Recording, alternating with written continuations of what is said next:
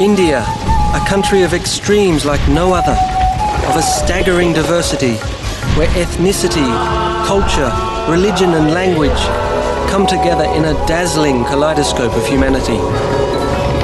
In its 7,000-year-old history, India has provided the world with its riches. However, India's invaluable contributions to science and technology have all too often been overlooked. They've become so much a part of our daily life that we've taken them for granted.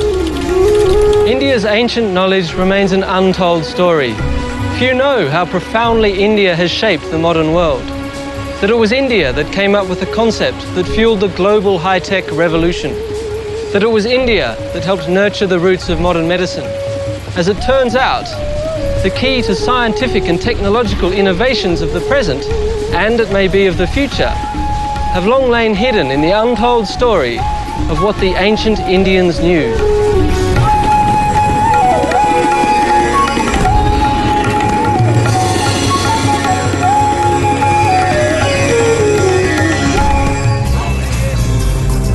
The colourful impressions in the ancient city of Delhi are almost overwhelming for someone coming from the West. Exotic and totally foreign, they reflect a culture that has one foot in the past and the other solidly planted in the future. With poverty on one side, India has one of the fastest growing economies on the other.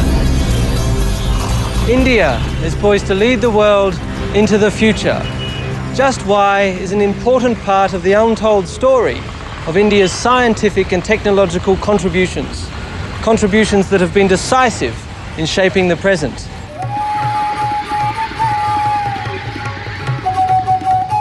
To look at one of the most astounding feats of India's past, I travelled to Jaipur, some 300 miles south of Delhi. Jaipur is famous for its legendary Pink Palace, but I was looking for a scientific treasure of magnificent scale. Here in Jaipur, the Hindu belief spurred an innovation of unprecedented precision. Much like in the modern Western world, the movements of the sun, the planets and the stars were believed to affect human life. In order to determine the most auspicious times for important events, like festivals or marriages, precision was crucial. Astrology, a pseudoscience claiming divination by the positions of the planets, the sun and the moon, gave rise to one of India's oldest and most important sciences, astronomy.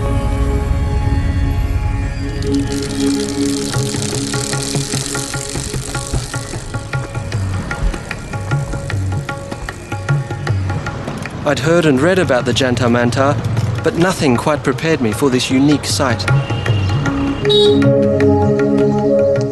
The Jantar Mantar is one of 5 observatories built by Maharaja Jai Singh more than 300 years ago. What looks like a giant playground is in fact an architectural and astronomical marvel. Unlike the small metal tools the Europeans developed to read the stars, some of the 16 astronomical instruments built here out of stone, mortar and plaster are the biggest in the world. Prior to Jai Singh's time, astronomers relied on smaller instruments such as the astrolabe. The immense forms that Jai Singh built here and elsewhere in India are the only ones of their kind. Why is it that an instrument like this is so big? Resident astronomer Dr. S. Bhattacharya explained the importance of scale. Circumference and the large number of markings you can have on the circumference and really small angles you can measure through. And is that true of all of the instruments? They're all so big because that makes them all more accurate? Yes, exactly. Measurements can be really accurate. So the bigger it is, the greater the precision? Yes, exactly. The larger there is the circumference, then the smaller angular measures you can mark on these dials. At Jantar Mantar, the ancients could track the movement and position of the celestial bodies with a higher level of accuracy than anyone before them. Believe it or not, the object behind me is a sundial. It's not one of those cute little circular ones you see. It is in fact the largest sundial in the world. This equinoctial sundial is called Samrat Yantra, which translates to supreme instrument. It is just under 75 feet high and Jai Singh's most important creation. And these steps run 164 feet along the gnomon, the structure that creates the angle of the sundial. Jaising oriented the structure to the north. On an east-west line, he positioned the axis of a hemisphere to create two quadrants. Using geometry, he calculated the angle of the ramp at 27 degrees, equivalent to the latitude of Jaipur. So the ramp points exactly to the celestial North Pole. The shadow from the ramp falls onto the quadrant showing the local time, accurate to within seconds. So can you tell me how accurate is this sundial? Well, that's it. Dr. S. Bhattacharya, the assistant director of the nearby Birla Planetarium, explained Samrat Yantra's accuracy. Well, it measures, smallest measure of time is 2 seconds. Each of these is 2 seconds? Smallest ones are 2 seconds. But there are problems, of course, because sun is not a pinpoint source. The difference between the shadow and the light is not obvious. Okay. Your error can be more than 2 seconds. But still, that's pretty accurate. Pretty accurate. Every hour This ancient Indian innovation was used around the world for hundreds of years. Jaising's Samrat Yantra was astonishing in that equinoxes and solstices could be determined down to the second. Both of these celestial events are rather important to astronomical or astrological systems around the world.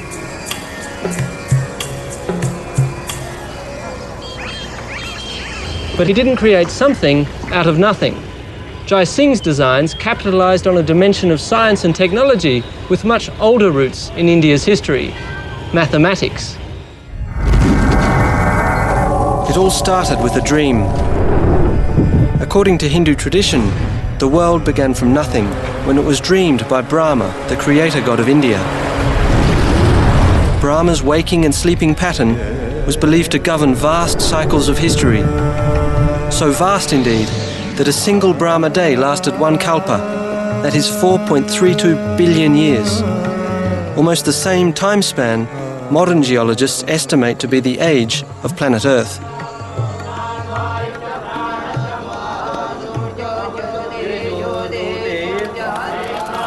Ancient Hindu chants and writings contain calculations of these Brahma cycles, outlining Indian mathematical works back to the 4th century BC. Interestingly, the ancients used words to express numbers. The word arms was used as the number 2, since humans have 2 arms. But words didn't lend themselves for calculations, so around 10 BC, they were replaced by symbols. Prior to the Indians, the Babylonians had 2 symbols. This symbol signified 1, 60, and 3,600, and this symbol signified 10. Obviously, with only 2 symbols, the applications were limited. To write 6, it took 6 symbols. Even in the Roman system, it took 2 symbols. In the Indian system, however, it took only 1 symbol. For more convenience and accuracy, the ancient Hindu language, Sanskrit, replaced word numbers with 9 single digits. It is the Indian system of 9 digits that we use today.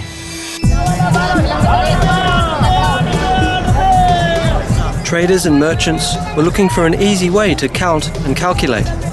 So commerce became the motor for ancient Indian mathematics and a numeric system that invented this crucial digit. It's the last symbol of this ingenious system for which we remain forever indebted to the ancient Indian thinkers. 0. For them, the symbol stood for the Sanskrit word shunya, meaning nothing. But once the concept became a symbol, mathematical computation was born. Just like Brahma's dream, from nothing came everything. The impact of India's long history with the 0 can be felt across our high-tech world. No 0, no binary system, no computers. Without the concept of 0, modern mathematicians and physicists would all be out of a job. All of this, the computers, the software, would be impossible without the preeminent ancient Indian invention, one that's been called the equal of any single human achievement, right up there with mastering fire or the invention of the wheel, the invention of the concept of 0. Numbers have become so much a part of our daily lives that we forget where they came from. And if you ask most people about the origin of our numbers, they'll probably say they were Arabic, and that would be wrong. It's not difficult to see how this mistake occurred. Arab traders introduced the 10-digit system to the West around 900 AD. But even in their own records, Arab scholars refer to the Indian system. In all likelihood, the Arabs picked up the Indian way of counting in a marketplace, much like this one.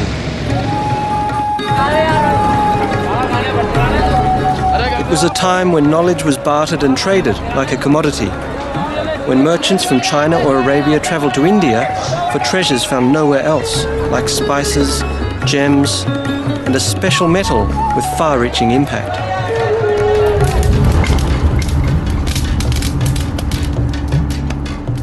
In search of the first advanced material in the ancient world, I travelled north to the foot of the Himalaya mountains to find clues to the legendary Wootz steel.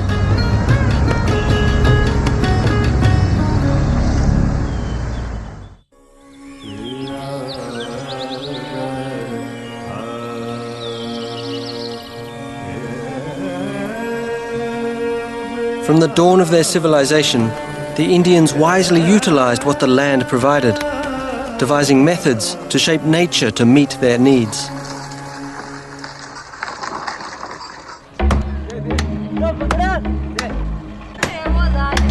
India's history of metalworking is documented in some of the oldest written records in the world.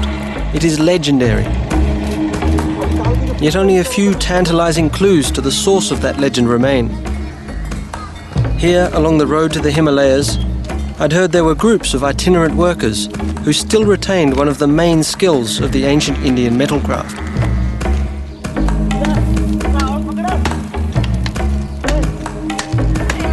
The Gadulia Lohars are blacksmiths whose smelting traditions reach back more than 3,000 years. Watching them hand-forge simple tools carried me back in time. I could easily imagine how the ancients smelted and forged their iron. Their methods seem to have changed very little. Iron ore from deposits across India was placed in a mud and brick furnace charged with charcoal. Bellows provided an air supply that brought the temperature up to 1100 degrees Celsius. The molten iron or bloom collected and cooled at the bottom. In order to make a tool or a weapon, the ancients reheated and hammered the bloom into shape, much like these lohars do with bars of scrap iron.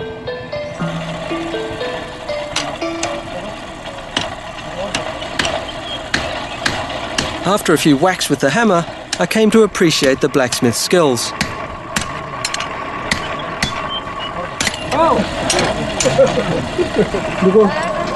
And what's more, I realised that while the ancestors of these lohars forged everyday tools that contributed to India's wealth, it wasn't sickles but swords that brought the world to India's shores.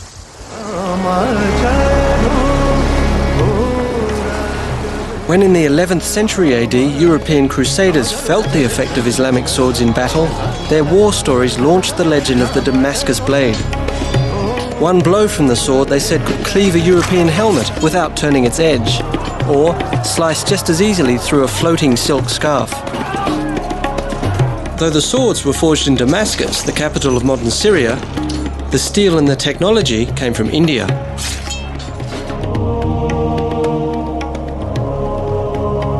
The Europeans took thousands of these fabled blades home, determined to uncover their secret. Yet, the formula remained a mystery for centuries.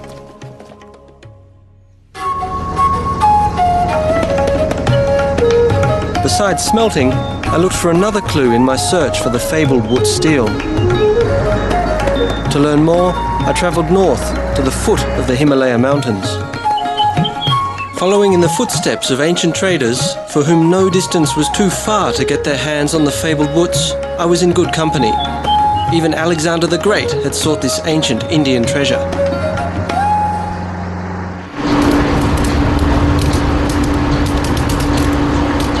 Today at Windlass Steel Company in the town of Dehradun, they're making replicas of the Damascus blade.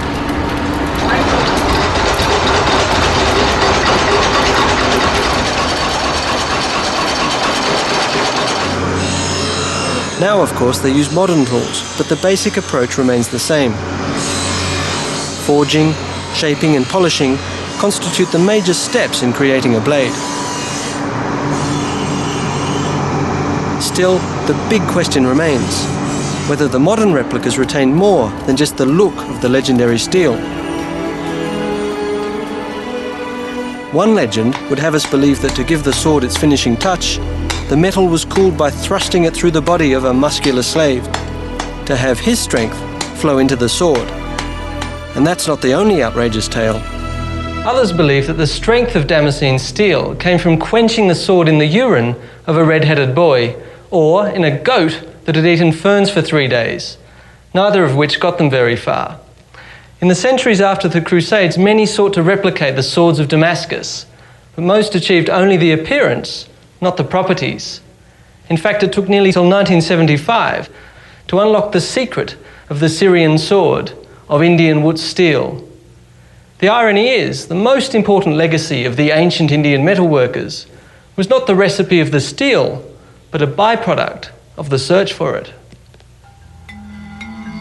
Over the centuries, many metallurgists came to believe the blade's secret lay in its unique surface pattern called water structure. The pattern, some suggested, indicated that carbon content was the key. And while that was true, all attempts to reproduce Wootz steel failed. And we have some latest equipments also. In a modern lab where they develop new steel products, I met Mr. S.K. Mahajan, a sheet metal expert. Okay, what changes with steel? He's benefiting from the search for the secret to Wootz steel. There are a lot of developments in the automobile sector, white goods sector. Across Europe, researchers compared different metals under a microscope. They never found the secret to the magnificent metal, but what they did find was a lot of very useful information. So one byproduct of the search for Wootz steel was metallurgical microscopy. Discovered in 1822, it is still used today to evaluate the strength and purity of metals. So this is what happens inside? This side, I'll show you the rolling mill. To see another byproduct of the search for Wootz steel, I took Mr. Mahajan up on an offer to inspect a rolling mill. This is one of the largest sheet metal producers in India. For centuries, metallurgists and blacksmiths tried mixing iron with everything from zinc to lead in an effort to replicate Wootz steel. Along the way, they took note of various new combinations and the interesting properties they had. In 1822, an English researcher by the name of Michael Faraday added chromium. He didn't get Wootz, but he did get a steel alloy which we could hardly live without. Stainless steel evolved from Faraday's inspired research. What would we do without it? Using heat and pressure, the alloy steel sheets are processed to become appliances, automobiles, and other everyday tools and utensils. What makes stainless steel so desirable is that it doesn't rust, a property we easily take for granted. Today, steel alloys are the backbone of modern life, everywhere in the world. Owing a profound debt to the ancient Indians, we use them anywhere from airplanes to operating rooms. But besides Wootz steel, the ancient Indian metalworkers had more tricks up their sleeves. And to see some of their most monumental achievements, I travelled to the East Indian state of Orissa. Because it was here where in the 13th century AD, King Narasimhadeva commissioned a magnificent temple dedicated to the Hindu sun god Surya. Sun worship is one of the oldest forms of religion, not only in India.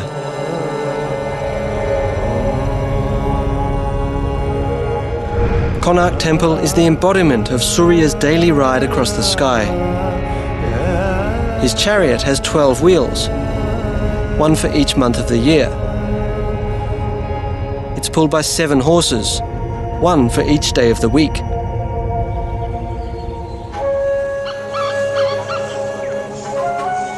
Konark Temple is one of India's most astounding sights. Though much of the original structure has decayed, I could see that the remains bear witness to the accomplishments of the ancient builders. Researchers know a lot about how the temple was built because of the locals' deep attachment to it. The ancient Indian contractors kept detailed accounts of the construction on palm leaf manuscripts like this one. But some local families kept the original manuscripts, from which we have an astonishingly detailed record of the project, stretching back 1,000 years. Organised with mathematical precision, the manuscripts tell of a highly technical building process which was completed in only 12 years. Stone blocks were the principal building material. Ironworkers played an important role in this ancient construction technique. They were the ones to forge these interlocking clamps, designed to hold the stone blocks firmly in place. What is new in this temple is that its builders relied on the innovative powers of the ancient metal workers. Using the same basic technique of heating iron ingots and hammering them together, blacksmiths created beams up to 20 feet long and weighing over 5 tons. You can see here where the individual ingots were joined together.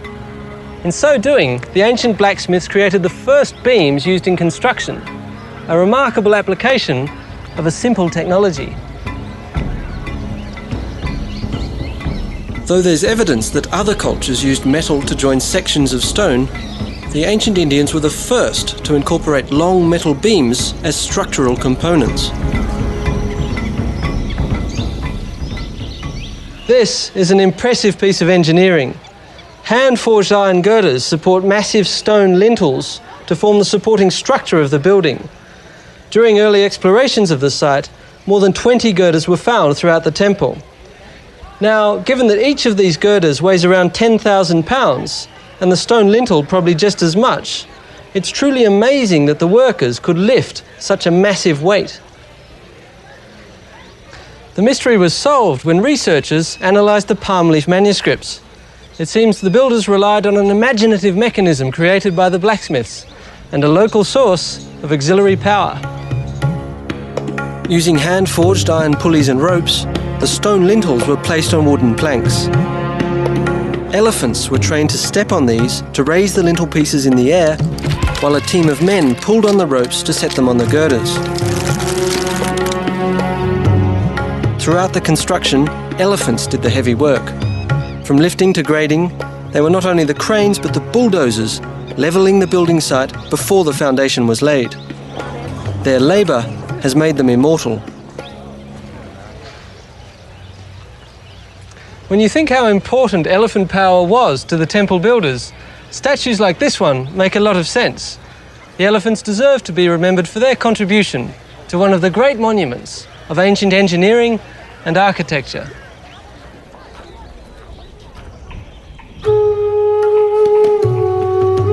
While temples like Konark rise to the skies as monuments to the innovative power and riches of ancient India, other extraordinary structures were built in the opposite direction. Underground water buildings like this one became the legacy of the ancient Indian craftsmen. They were the lifesavers in the ancients' never-ending struggle against flood and drought.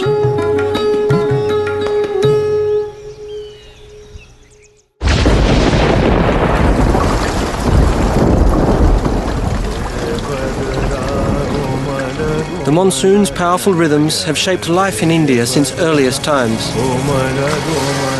Today, they continue to do so. 90% of India's rain falls during a 3-month downpour. The deluge saturates wetlands and swells the sacred rivers, which Hindus view as goddesses, brought to earth to help humanity.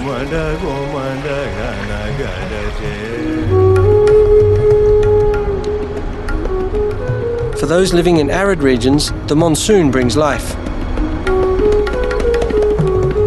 The need for water during the 9 dry months inspired the ancient Indians to develop a unique architecture. This is one of the most spectacular examples of ancient water harvesting structures.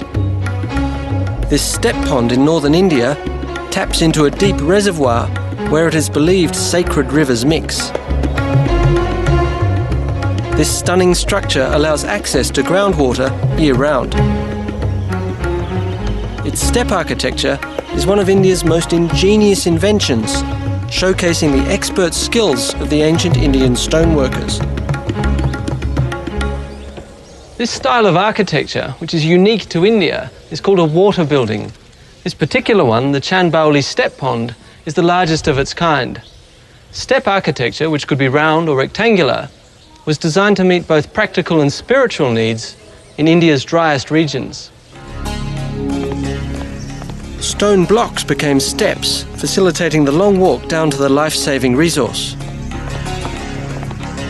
And a long descent it was. The pond is over 5 stories down, and farther still when the water level drops during the dry months. With stone blocks, you could build square corners and curves and keep the layers level, regardless of the incline. Whereas temple architects used stone blocks to build upwards, creating vaults and chambers. Step wells and ponds were built in the reverse direction. But first, they had to find the water. A large tree was often the clue to the source. Near the tree, a rectangular well was dug to check the depth of the groundwater and confirm its purity. The well was widened into a rectangular pond, which was then lined with stone blocks. The step architecture kept the walls close together to reduce evaporation and ensure that the pond stayed cool. Allegedly, this was done with a special effect in mind. Indians have a long tradition of water cooling methods. Evidence indicates that evaporation was put to a novel purpose centuries ago. European accounts of the 19th century tell of rows of shallow pottery vessels containing water, which were covered with straw and exposed to a draft. The evaporation chilled the water and could even produce small quantities of ice. Let's see if it works.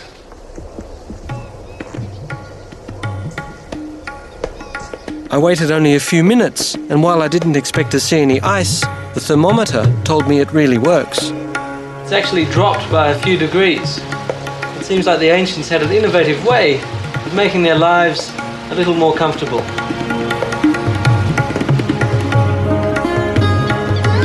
Dating back 1,000 years, water buildings like these show the advancement of ancient Indian science and technology. And what's more, the water harvesting techniques that sustained them for centuries are now inspiring modern applications.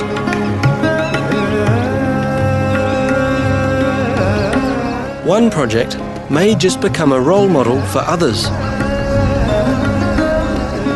Laparia is a small farming village some 2 hours' drive from Jaipur, in one of the driest regions of India. In a good year, the 3 monsoon months bring 12 to 35 inches of rain to Laparia, and that's usually enough to provide water for the people, their livestock and their crops all year round.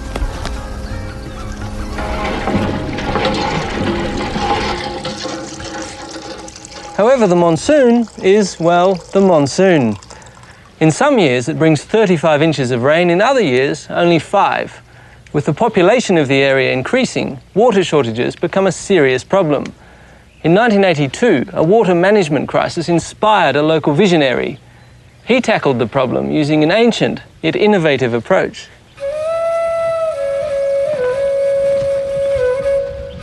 हम सब लोग इकट्ठे होकर के और सब लोगों ने मिलके काम किया. Laxman Singh, a member of a prominent local family, has dedicated his life to reviving traditional rainwater harvesting methods in a parched and barren land. तालाब बने हैं, सारे लोग निठल्ले ना बने, कम से कम. Mr. Singh explained that before he took up this cause, most modern approaches had failed because they were foreign to the villagers. So मैं अपने गांव के प्रयासों में, So instead, he reminded them of their ancient wisdom. के प्रयासों में तब्दीली हो. The water methods used in the construction of step ponds and step wells inspired the Laparia squares. मेहनत करें चाहे नहीं करें, लेकिन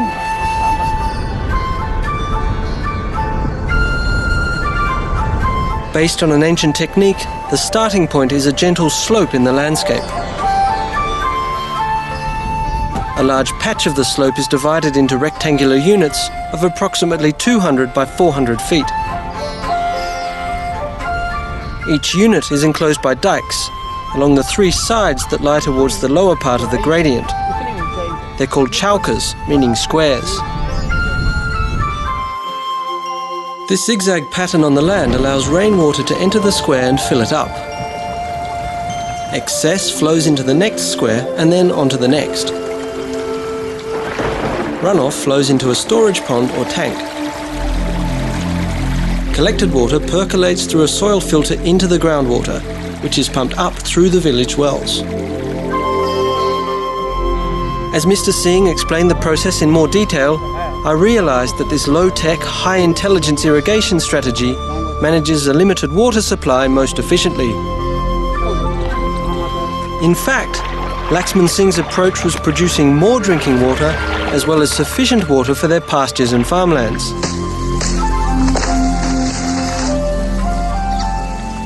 As it turned out, the ancient technology was very successful. Two figures indicate the success here. In 1982, the village's largest pond, in local parlance the flower tank, irrigated 50 acres. Now it irrigates 700. That's a 14-fold increase based on what the ancients knew. And what's more, the example set by La Paria can serve not only as a role model for India, but for other arid regions across the planet. Looking back in time, India's 5,000-year-old tradition with cotton has the subcontinent blooming and booming again. Nearly 200 years ago, it helped spark the Industrial Revolution.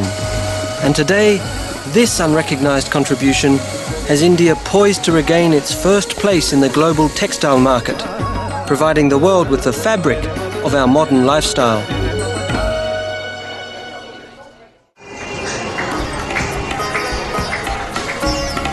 This is the Chandi Chowk Bazaar in Old Delhi.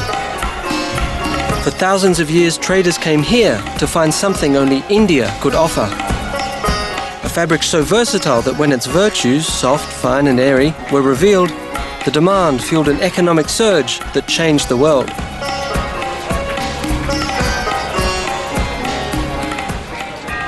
I'm standing in a sea of a product that made India bloom and boom. Everything in this market is made of cotton. Deep within these colourful fibres is another untold story of India's contribution to our technological past.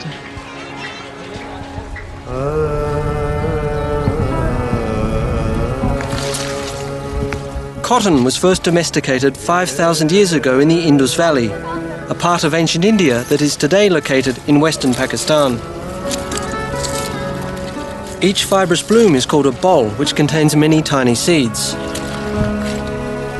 Rich in vitamins and oil, ancient farmers fed the seeds to their livestock long before the true treasure of the plant was discovered. Called wool-bearing trees by the Greeks, cotton plants were traded across the ancient world, but few devised an efficient technology to mine their magic.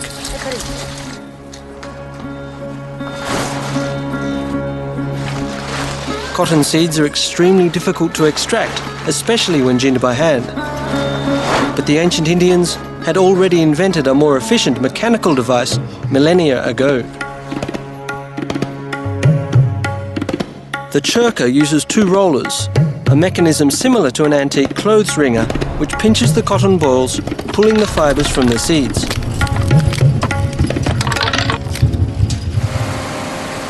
Modern ginning machines borrow the principle from the ancient churka, which was the standard ginning tool for nearly 4,000 years.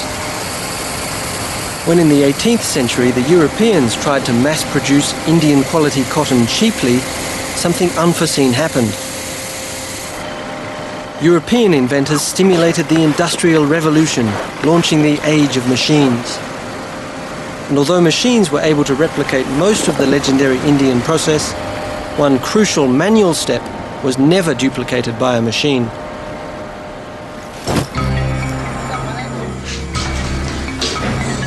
Long ago, Indian craftsmen pioneered a tool that gave their cloth a unique quality. The origins of the spinning wheel are somewhat obscured, yet the earliest recorded appearance was in India.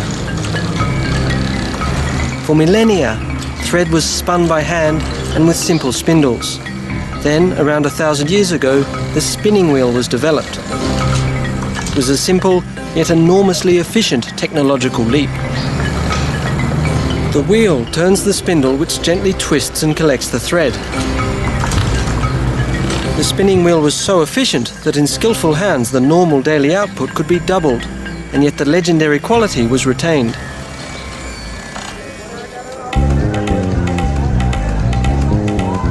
Heavy industry may never be able to replicate the softness and quality of thread the spinning wheel produces. Indian fabric made in the traditional way is treasured today in much the same way it was revered by the ancient traders. Yet when spinning was industrialized, it changed the way we live. This mass-produced, easy-to-care-for material, which though not as soft as hand-spun fabric, could now be shared around the world. Today, cotton is the pivot point of a modern lifestyle. Without cotton, none of us would have t-shirts or wear our favourite pants. Blue jeans! You wouldn't think it, but 40% of our clothing contains cotton. With centuries of deeply rooted experience, India is once again poised to become the world's leading supplier of this ancient material. Into the production area. Thank Please. you. Thank you. In this vast modern processing plant in Alwar, 2 hours drive southwest of Delhi, Prerna Syntex processes 800 tons of cotton per day. A far cry from what a farmer could produce with a churka. Here they spin some 10 million yards of thread a day, more than all the spinning wheels in India could have produced in a year. The technology that is likely to have originated in India hundreds of years ago is now re-imported from Germany, Japan and Switzerland by way of these modern machines, with the processes becoming ever more efficient. We have made the cotton ready. I came to realize how much ancient knowledge contributed to the importance of the marketplace, where not only goods but ideas have been bartered, exchanged and spread around the world.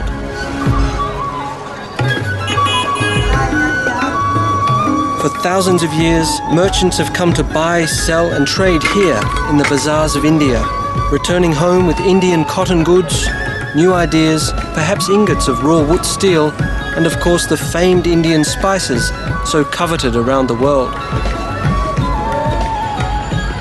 Many of these spices have medicinal properties. In ancient times, most medicines came from plants.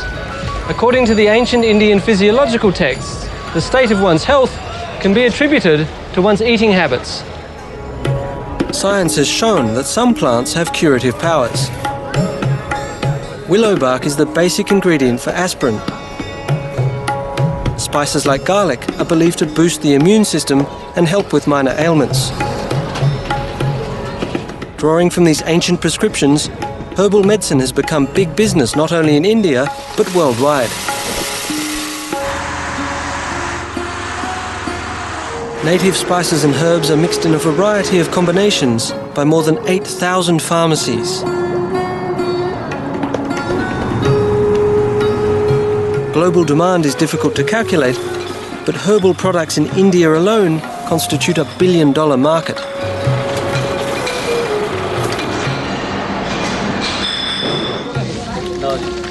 Herbal medicines are distributed in more than 20,000 dispensaries nationwide. But the use of herbs and spices is only one step towards health in India's comprehensive medical philosophy.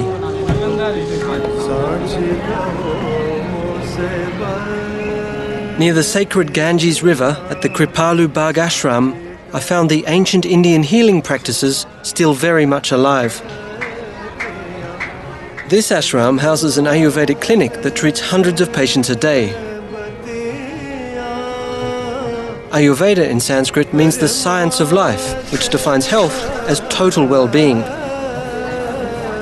A medical diagnosis therefore does not only focus on the immediate symptom, but on the patient's relationship with food and herbs, the weather and the seasons, and even his or her personal relationships. Ayurveda was the first system of medicine to appear in the world. And finally, after 5,000 years, this holistic approach is now embraced in the West. ये है आपकी हृदय मुद्रा. Yoga, which is one of the most important aspects of Ayurveda, has become very popular.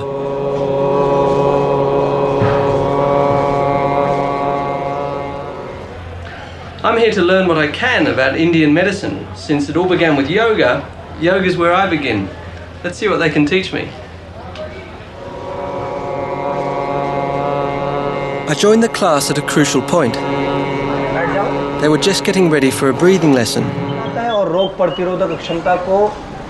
Ancient yoga principles emphasize the importance of deep breathing and muscle control. Recent findings indicate that yoga boosts the cardiovascular system and relieves anxiety.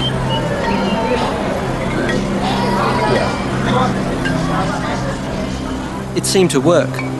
The yogic breathing exercise, though a bit unusual, invigorated me immediately.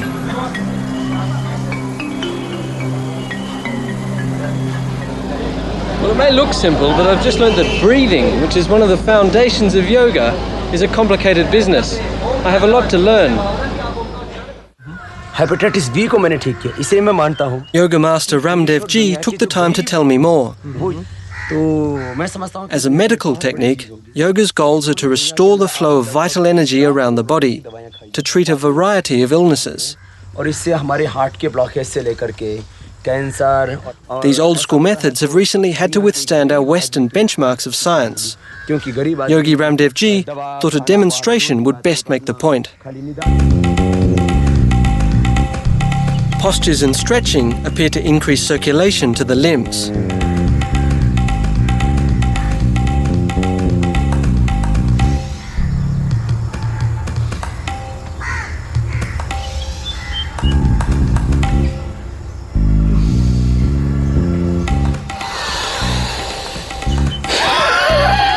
Deep breathing induces relaxation, and with practice you can gain control of muscles you never knew you had.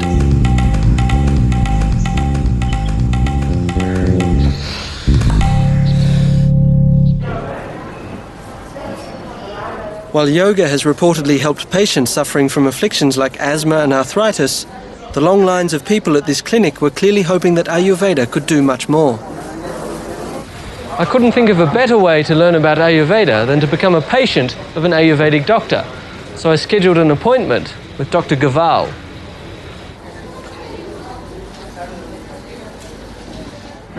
Hello, can I come in?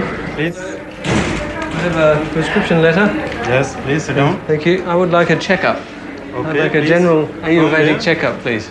From where? Australia. Okay, I tell you what is Ayurveda. Dr. Gaval explained that in Ayurveda it is all about your humours. विज्ञान है. Good health has to do with the balance of internal forces or doshas. एक तरीका सिखाता है हमें.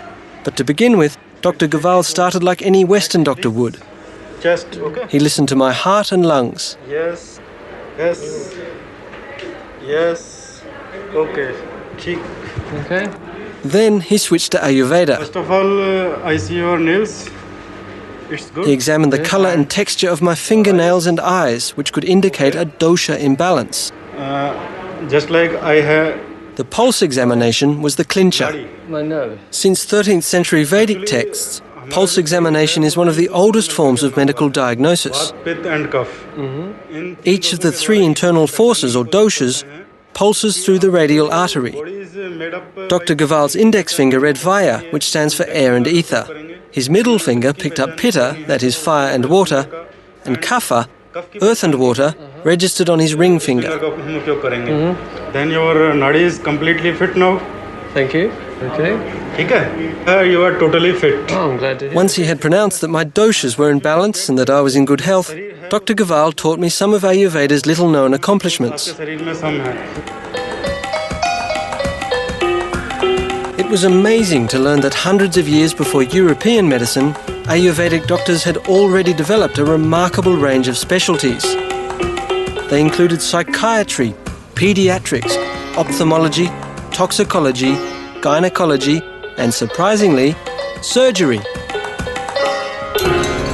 As it turns out, The ancient Indians had designed surgical instruments and developed unprecedented operating techniques centuries ago. Recently, one of their ancient techniques, which was once used to repair a punishment for adultery, has become rather popular. Leaving a single line. Throughout India's history, even medicine has taken its twists and turns. Tracking the legacy of the ancient Ayurvedic surgeons led me to one of Delhi's largest hospitals. I had arranged a meeting with Dr. Lokesh Kumar, a plastic surgeon. Familiar with Indian medical history, he assured me that one ancient Indian invention in particular was making a lot of people very happy today. In ancient times, the standard punishment for adultery was removal of the nose. This gave ancient surgeons plenty of opportunities to practice rhinoplasty, or, as it's more commonly known today, a nose job.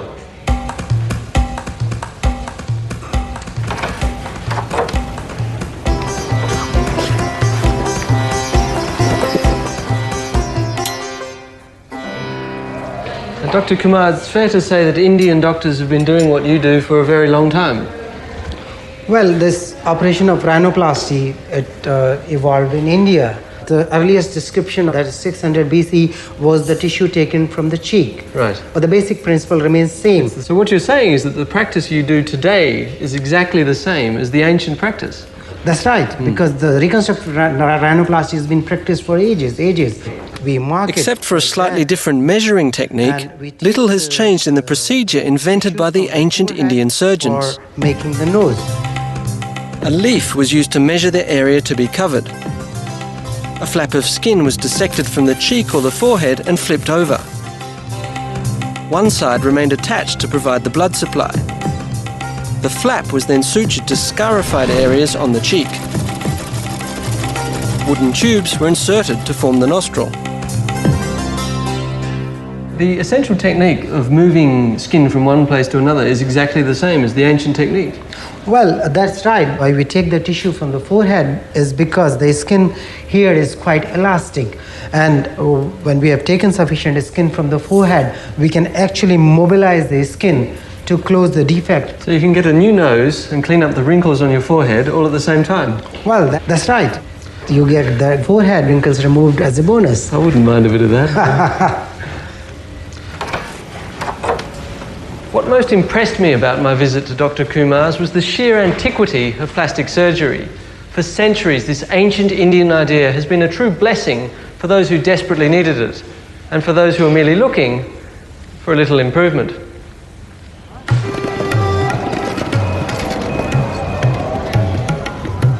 As I left the clinic and looked into the faces of modern India, I could not help but think what a debt we owe to this ancient culture.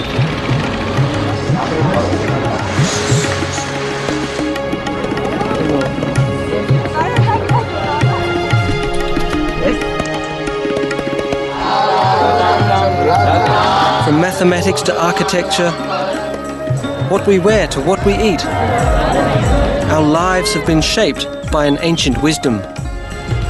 For 7,000 years, India has provided the world with its riches.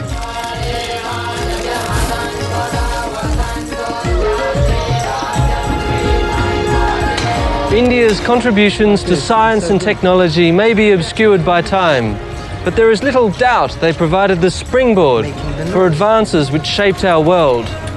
Given India's track record, one thing seems certain: what the ancient Indians knew is worth rediscovering.